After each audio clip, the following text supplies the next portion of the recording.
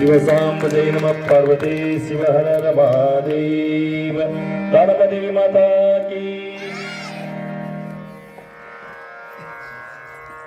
ಈಗಿನವರ ನಡತೆ ಏನಾಗದಂತ ಹೇಳಿದ್ರೆ, ಮೂಗ ಮಾಡಿರ್ತಕ್ಕಂಥ ಪರಮಾತ್ಮನಿಗಿಂತಲೂ ಮೂಗುಬಟ್ಟು ಕೊಡಿಸ್ತವನ ಬಹಳ ದೊಡ್ಡವ ಅನ್ನೋ ಹಂತಕ್ಕೆ ನಾವು ಬಂದೀವಿ. ಹಣನೇ ಬಹಳ ದೊಡ್ಡದು ಅಂತ ತಿಳಿದು ರೋಮ ರೋಮ ದುಡಿದಿರ್ತಕ್ಕಂಥ ಆಳುಗಳ ಕೂಲಿಯನ್ನು ಕೂಡ ಕಳು ಮಾಡ್ತಕ್ಕಂಥ ಮಾಲೀಕರು ಹುಟ್ಟಿದ್ರು. ಕೂಲಿಗೆ ಹಚ್ಚಿರ್ತಕ್ಕಂಥ ಮಾಲೀಕನ ಕೆಲಸ ಒಂದದಿಂದಾಗ ಮುಗೀತಿತ್ತಂದ್ರ ನಾಳೆಗೆ ಎಲ್ಲಿ ಕೂಲಿ ಸಿಗ್ತದಂತ ಮುಂದೆ ಹೊಂಟಕ್ಕಿಗೆ ಹಳ್ಳ ಹೋಗೋದು ಜಗ್ಗಿ ಒಂದ್ ದಿವಸದಾಗ ಆಗೋ ಕೆಲಸ 4 ದಿವಸ ಮಾಡುವಂತ ಆಳುಗಳು ಹುಟ್ಟಿದ್ರು. ಆದ್ರೂ ನೋಡ್ರಿ, ಸೂರ್ಯನೂ ಬದಲಾಗಿಲ್ಲ, ಚಂದ್ರನೂ ಬದಲಾಗಿಲ್ಲ, ಕಾಲ್ ಕೆಟ್ಟದ ಅಂತ ಕರಿತೀವಿ. ಕಾಲೆಲ್ಲಿ ಕೆಟ್ಟದ? ನಾವ ಕೆಟ್ಟಿವಿ.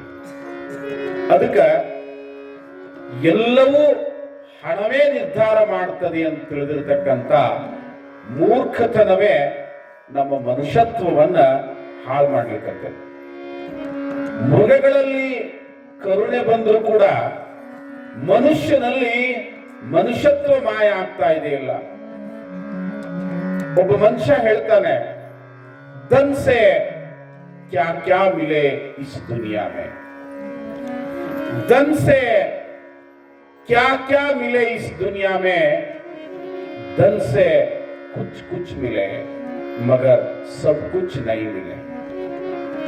धन से ಸ್ವಲ್ಪ ಸ್ವಲ್ಪ ಸಿಗ್ತದ ಹೊರತು ಎಲ್ಲಾನು ಸಿಗುದಿಲ್ಲ.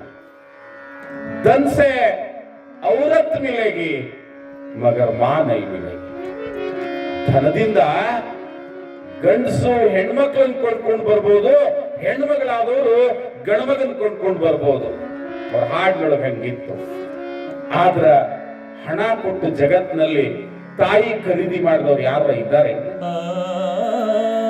ಆ ಕಾರಣದಿಂದ ಏನೆಲ್ಲ ಮರೆತರೂ ಕೂಡ ಹೆತ್ತ ತಾಯಿಯನ್ನು ಮರಿಬಾರದು, ಹುಟ್ಟಿರ್ತಕ್ಕಂಥ ಊರನ್ನು ಮರಿಬಾರದು. ಪುರಾಣ ಪ್ರವಚನಗಳ ಉದ್ದೇಶ ಏನಂದ್ರ, ನಮ್ಮೂರಾಗ ಕಲ್ತ ಮಗ, ನಮ್ಮೂರಾಗ ಹುಟ್ಟಿದ ಮಗ ಕಲ್ತು ಬೆಳೆದು ದುಡಿದು ಶ್ರೀಮಂತನಾಗಿ ಇಡೀ ಜಗತ್ತಿನ ತುಂಬಾ ಪ್ರಸಿದ್ಧ ಆಗ್ಲಿ. ಆದ್ರೆ ಯಾಳವಾರ ಎಲ್ಲೈತಂತ ಹೊಳ್ಳಿ ನೋಡ್ರಿ. ಆ ಉದ್ದೇಶಕ್ಕಾಗಿಯೇ ಈ 10-12 ದಿವಸದ ಸಂಸ್ಕಾರ ಶಿಬಿರ ಇದೆ. ಹಾಗೆ ದಾನಮ್ಮ ಎಲ್ಲಿ ಬರ್ತಾಳೆ ಅಂತ ಕೇಳಿದ್ರ, ಆ ರಾಮೇಶ್ವರದ ರಂಗರಾಯನಿಗೆ ಲಿಂಗ ದೀಕ್ಷೆಯನ್ನು ಮಾಡ್ತಾಳೆ. ವಜ್ರದ ವ್ಯಾಪಾರಿಯೊಬ್ಬ ಲಿಂಗ ದೀಕ್ಷೆಯನ್ನು ಪಡೆದುಕೊಂಡಾದ್ಮೇಲೆ ಆತನ ಆಳುಗಳೆಲ್ಲರೂ ಕೂಡ ಆ ಇಡೀ ಓಣಿ, ರಂಗರಾಯನ ಓಣಿ ಎಲ್ಲ ಕೂಡ ಲಿಂಗವನ್ನು ಧರಿಸ್ತದೆ. ಇತ್ತೀಚೆಗೆ ಕಾಶಿಯ ಜಗದ್ಗುರು ಮಹಾಸನ್ನಿಧಿಯವರು ರಾಮೇಶ್ವರದಲ್ಲಿ ಒಂದು ಶಿವ ದೇವಾಲಯವನ್ನು ಪ್ರತಿಷ್ಠಾಪಿಸಿ ಅಲ್ಲಿರ್ತಕ್ಕಂಥ ಲಿಂಗಾಯತರಿಗೆ, ಅಲ್ಲಿರ್ತಕ್ಕಂಥ ವೀರಶೈವರಿಗೆ ಲಿಂಗ ಧಾರಣೆಯನ್ನು ಮಾಡಿರ್ತಕ್ಕಂಥ ಉದಾಹರಣೆಯನ್ನ ಇತ್ತೀಚೆಗೆ ನೋಡ್ತೀವಿ ನಾವು. ಯಾವ ದಾನಮ್ಮ ಅವರೀರ್ವರಿಗೂ ಲಿಂಗ ದೀಕ್ಷೆಯನ್ನು ಮಾಡಿ, ತಂಗಿ ಅವರಿಬ್ಬರಿಗೆ ಲಿಂಗ ದೀಕ್ಷೆ ಮಾಡಿ ಲಿಂಗದ ಪೂಜೆಯನ್ನು ಹೇಗೆ ಮಾಡ್ಬೇಕಂತ ಕಲಿಸ್ಕೊಡ್ತಾಳೆ. ಬಹಳ ಸುಲಭ. ಭಸ್ಮ ಹಿಡಿಯೋದು ನಮಗೆ ಬಹಳ ಜನರಿಗೆ ಗೊತ್ತಿಲ್ಲ. ಯಾಕಂತ ಹೇಳಿದ್ರೆ, ನಿಮ್ಮ ಮನೆಗಳಿಗೆ ಬಂದಾಗ, ನಿಮ್ಮ ದೇವರ ಜಗಲಿ ಹತ್ರ ಹೋದಾಗ ಆ ಇವತ್ತಿ ಮೇಲೆ 3 ರೈಲ್ವೆ ಹಳಿ ಬಿದ್ದಿರ್ತಾವ. ಆ ನಮನಿ ಅದನ್ನು ತಿಕ್ಕಿರ್ತೀರಿ. ಭಸ್ಮವನ್ನ ಹಚ್ಚಿಕೊಳ್ಳುವಂತ ಪದ್ಧತಿ ಹೇಗಂತ ಹೇಳಿದ್ರೆ, ಇವು ಭಸ್ಮ ಅಲ್ಲ, ಇವು ಸುಣ್ಣ. ಇವು ಭಸ್ಮನ ನಾವ ತಯಾರಿಸ್ಕೊಳ್ಬೇಕು. ಹೌದಪ್ಪ ಹೇಳ್ತಿ, ನೀ ತಯಾರಿಸ್ತೀಯನ? ಹಿಂಗ ಅನಿಸ್ಕೊಂಡ ಮ್ಯಾಲನೆ ಶಾಣೆ ಆಗಬಾರ್ದಂತ ನಾ ಮೊದಲ ಆಕಳ ಕಟ್ಟೇವಿ. ಬಹಳ ಜನ, ಕೆಲವು ಜನ ಏನಂತಾರಂದ್ರೆ, ಸ್ವಾಮಿ ಒಂದ್ 50 ರೂಪಾಯಿ ಹಾಲಿನ ಪಾಕೆಟ್ ಕೊಂಡುಕೊಳ್ಳುದಾರ್ಕ ಈ ನಮನಿ ಕೈ ಹೆಂಡಿ ಮಾಡ್ಕೊಂತಾನಿವ, ಈ ಆಕಳ ಕಟ್ಟ್ಯಾನ ಯಾಕೆ ಬೇಕು ಅಂತ ಅವ್ರ ಕೈ ಹೆಂಡಿ ಮಾಡ್ಕೊತಾನಂದಾನಲ್ಲ, ಅದ್ರ ಸಲುವಾಗ ನಾ ಕಟ್ಟಿದ್ದೆ. ಮನೆಯಲ್ಲಿ ಒಂದು ಹೋಮ ಕುಂಡ ಇದೆ, ಗೋವುಗಳಿದ್ದಾವೆ. ಆ ಗೋಮಯವನ್ನ ಕೈಯಿಂದ ಉಂಡಿ ಮಾಡಿ ನೆರಳಲ್ಲಿ ಒಣಗಿಸಿ ಸರಿಯಾದ ದಿನಮಾನಗಳನ್ನು ಎಣಿಸಿ ಆ ಹೋಮದಲ್ಲಿ ವೀರಶೈವರ ಲಿಂಗಾಯತರು ಯಾಗವನ್ನು ಮಾಡಬಾರದು. ಹೋಮ ಮಾಡ್ಲಿಕ್ಕೆ ಅಭ್ಯಂತರ ಇಲ್ಲ. ಹೋಮ ಬ್ಯಾರೆ, ಯಾಗ ಬ್ಯಾರೆ. ಯಾಗದಲ್ಲಿ ಜೀವಿಯನ್ನು ಬಲಿ ಕೊಡ್ತಾರೆ, ಆದ್ರೆ ಹೋಮದಲ್ಲಿ ಕುಳ್ಳನ್ನ ಸುಟ್ಟು, ಗೋಮಯವನ್ನ ಸುಟ್ಟು, ಅದರೊಂದಿಗೆ ಯಾವ ಉದ್ದೇಶಕ್ಕಾಗಿ ಭಸ್ಮವನ್ನು ಧರಿಸಬೇಕಾಗಿದೆ ಆಯಾ ವನಸ್ಪತಿಗಳನ್ನ, ಇಲ್ಲ ನನಗೆ ಯಾವ ವನಸ್ಪತಿಯ ಪರಿಚಯವೂ ಇಲ್ಲ ಅಂತ ಹೇಳಿದ್ರೆ 108 ವನಸ್ಪತಿಗಳನ್ನ ನಿಮ್ಮ ಮನ್ಯಾಗ ಹೋಮ ಮಾಡಿರ್ತೀರಿ. ಗುರುಗಳು ಮಂತ್ರ ಹೇಳ್ತಾರ, ಅವು ಸ್ವಾಹ ಅಂದ್ಕೂಳೆ ನೀವು ಇದಂ ನಮಮ ಅಂತ ಹೇಳ್ತಾರೆ. ನನ್ನದನ್ನೋದೇನು ಇಲ್ಲ ಪುಣ್ಯಾತ್ಮ, ಯಾಕಂದ್ರೆ ಹೋಮ ಮಾಡಿದ್ಮೇಲೆ ನೀವು ಬಿಡಂಗಿಲ್ಲ, 20-30 ಸಾವಿರ ರೂಪಾಯಿ ಹೊಡ್ಕೊಂಡು ಹೋಗಿ ಅನ್ನಂಗ. ಹಂಗಲ್ಲ. ಹೋಮದೊಳಗ ನಾವು ತರ್ತಕ್ಕಂಥ ಹೋಮದ ಪಾಕಿಟ್ ಏನದಂದ್ರ ಊರ್ ಕಸ ಎಲ್ಲ ತಂದು ಪಾಕಿಟ್ ಮಾಡಿ ಹೋಮದ ದ್ರವ್ಯ ಅಂತ ಕೊಡೋರದಾರ. ಅದ್ರ ಹಾಗಲ್ಲ. ಯಾವ ಉದ್ದೇಶಕ್ಕಾಗಿ ಯಾವ ದ್ರವ್ಯವನ್ನು ಬಳಸಬೇಕು ಅನ್ನೋದನ್ನ ಸರಿಯಾಗಿ ಹೋಮ ಸಂಪುಟವನ್ನ ಅಧ್ಯಯನ ಮಾಡಿರ್ತಕ್ಕಂಥ ಆಚಾರ್ಯನಿಂದ ಹೋಮ ಮಾಡಿಸ್ಬೇಕು. ಯಾವುದು ಬೇಡ ಅಂದ್ರೆ ಬರೀ ಕೇವಲ ಗೋಮಯವನ್ನೇ ಬಳಸಿ ಹೋಮ ಮಾಡಿದ್ರು ಸಾಕು. ಆ ಗೋಮಯದೊಳಗ ನಮ್ಮ ರೋಗವನ್ನು ಕಳಿತಕ್ಕಂಥ ಶಕ್ತಿ ಇದೆ. ಆ ಹೋಮದಲ್ಲಿ ಬಂದಿರತಕ್ಕಂಥ ಭಸ್ಮವನ್ನ ಅದಕ್ಕೆ ಕ್ರಮಗಳನ್ನು ಅನುಸರಿಸಿ ಭಸ್ಮ ಮಾಡಿದ್ಮೇಲೆ ಭಸ್ಮದ ಉಂಡಿಯನ್ನ ಕೈಯಲ್ಲಿ ಹೆಂಗ್ ಹಿಡಿಬೇಕು ಅಂದ್ರೆ ಕುರಂಗ ಮುದ್ರೆಯಲ್ಲಿ ಹಿಡಿಬೇಕು. ಯಾವ ಮುದ್ರೆ? ಕುರಂಗ ಮುದ್ರೆ. ಕುರಂಗ ಮುದ್ರೆಗೆ ಇನ್ನೊಂದು ಹೆಸರು ಗೋಮುದ್ರೆ ಅಂತಾರೆ. ಹಿಂಗ್ ಹಿಡಿಬೇಕು.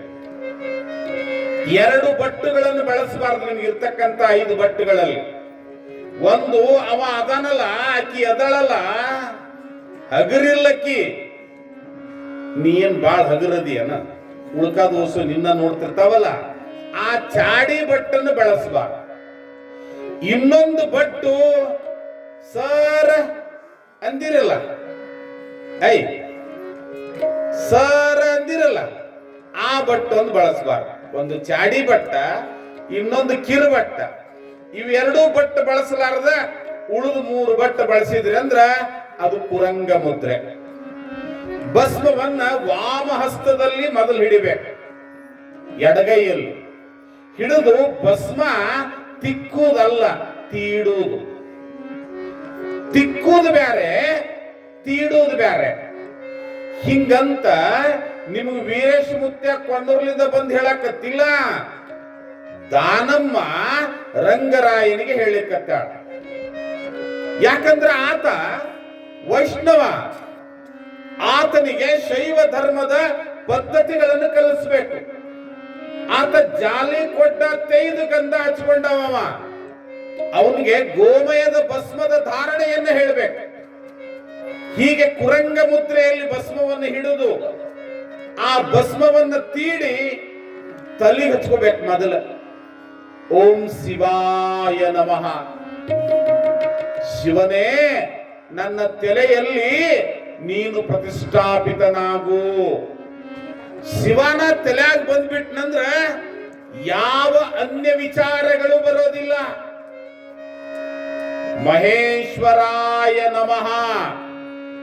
ಮಹೇಶ, ಜಂಗಮ ಸ್ವರೂಪನಾಗಿರ್ತಕ್ಕಂಥ ಶಿವನೇ ನನ್ನ ಲಲಾಟದಲ್ಲಿದ್ದೀಯ, ನನ್ನ ಹಣೆ ಬರಹ ಎಷ್ಟೇ ಕೆಟ್ಟದಾಗಿದ್ರು ಕೂಡ ನೀನು ತಿದ್ದುತ್ತೀಯ ಅನ್ನುವಂತ ವಿಶ್ವಾಸದಿಂದ ನಿನ್ನನ್ನು ಪೂಜೆ ಮಾಡ್ತೇನೆ, ನೀನೇ ನಾನಾಗಿ. ಅಂಗ ಭಾವವನ್ನು ಅಳುದು ಲಿಂಗ ಭಾವವನ್ನು ತಾಳಿ ಲಿಂಗ ಪೂಜೆಯನ್ನ ಮಾಡುವುದು ಮಾಹೇಶ್ವರ ಸ್ಥಳ. ಹೀಗೆ ದೇಹದ 16 ಸ್ಥಳಗಳಲ್ಲಿ ಭಸ್ಮ ಧಾರಣೆಯನ್ನು ಮಾಡೋದು. ಇನ್ನುಳಿದ ಯಾವ ಮಂತ್ರಗಳು ಬರ್ಲಿಕ್ಕೆ ಚಿಂತೆ ಇಲ್ಲ. ಮಂತ್ರಗಳ ರಾಜ ಶಿವಪಂಚಾಕ್ಷರಿ ಮಹಾಮಂತ್ರ ನಮಃ ಶಿವಾಯ ಓಂ. ಈ ಮಂತ್ರವನ್ನು ಹೇಳ್ತಾ ಲಿಂಗವನ್ನ ಭಸ್ಮವನ್ನ ಧಾರಣ ಮಾಡಬೇಕು. ಎಡಗೈಯಲ್ಲಿ ಷಟ್ಕೋನವನ್ನು ಬರೆದು ಮಧ್ಯದಲ್ಲಿ ಲಿಂಗವನ್ನು ಇರಿಸಿ ಲಿಂಗಕ್ಕೆ ಮಜ್ಜನವನ್ನು ಮಾಡಿ, ಮಜ್ಜನ ಮಾಡೋದಂದ್ರೆ ನೀರು ಹಾಕೋದು, ಬ್ಯಾರೆ ಏನು ಬೇಕಾಗಿಲ್ಲ. ನೀರನ್ನು ಹಾಕಿ ಭಸ್ಮವನ್ನು ಧರಿಸಿ ಗಂಧವನ್ನು ಧರಿಸಿ ಧೂಪವನ್ನು ಹಾಕಿ ಮತ್ತೆ ಅದನ್ನು ತೊಳೆದು ಮತ್ತೆ ಭಸ್ಮವನ್ನು ಧರಿಸಿ ಕೈಯಲ್ಲಿ ಹಿಡಿದು ಲಿಂಗ ಪೂಜೆ ಮಾಡೋದು. ಒಂದ್ಸಲ ಗುರುಗಳ ಕಡೆ ಒಬ್ಬವ, ಗುರುಗಳ ನನಗೆ ಲಿಂಗ ಪೂಜೆ ಮಾಡ್ಕೊಳಕ್ ಬರೋದು ಕಲಿಸ್ರಿ ಅಂತ ಬಂದ. ಆಯ್ತು, ಚಲೋ ಟೈಮ್ ಬಂದಿ, ನಾವು ಸ್ನಾನ ಮಾಡಿ